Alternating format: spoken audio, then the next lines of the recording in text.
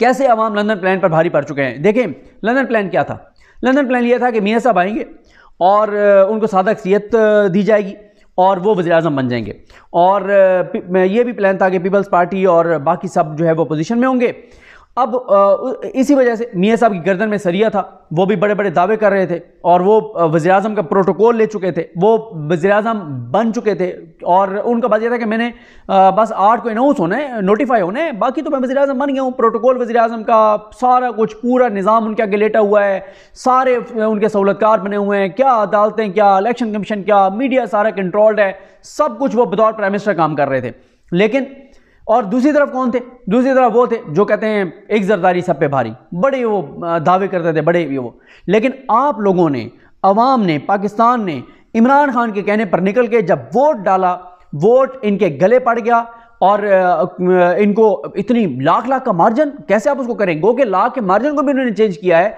लेकिन वो बहुत उस वक्त देर हो चुकी थी जब रिजल्ट जो है वो जारी होना शुरू हो गए थे। और जारी क्योंकि होना शुरू हो गए थे तो उससे ये हुआ कि काफ़ी जो है वो हलचल हुई। और रात 9 साढ़े 9 बजे तक पूरे पाकिस्तान को पता चल गया था कि पीटीआई ने क्लीन स्वीप कर दिया है। उसके बाद फिर जो वारदात रात के पिछले पैर डाली गई उसका कोई काम नहीं हुआ।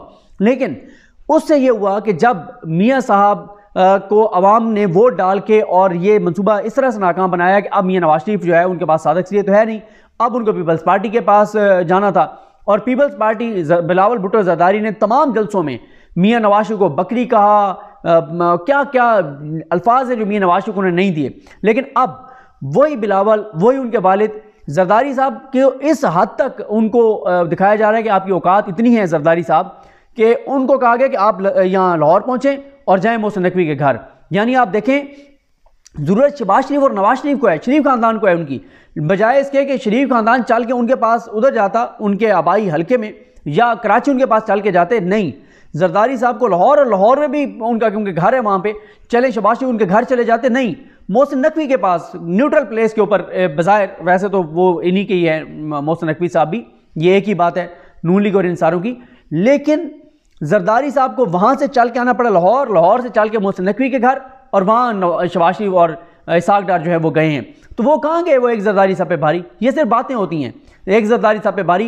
वो कल हमारे दोस्त हैं मुगीस अली, ट्विटर पे बहुत एक्टिव हैं, आप उनको देखते होंगे, उन्होंने ट्वीट किया कि जनाब ये आप किस मुंह से जो है वो बिलावल और जरदारी जाएंगे इनके पास नून लीग के साथ, तो ये तो बड़ी तकरीरें करते रहे। मैंने कहा मुगीस अली साहब आप क्या बात कर रहे हैं?